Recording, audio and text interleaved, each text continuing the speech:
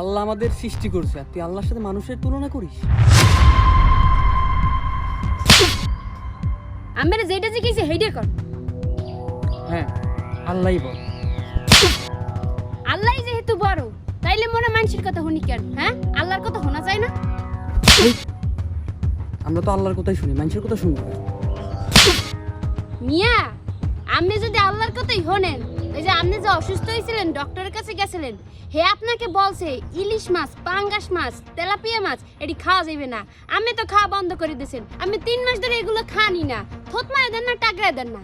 কিন্তু আল্লাহ যে আপনাকে সুদ খাইতে নিষেধ করছে, ঘুষ খাইতে নিষেধ করছে, মানুষের উপর অত্যাচার করতে নিষেধ করছে, আপনি কি এগুলো করা বন্ধ করছেন?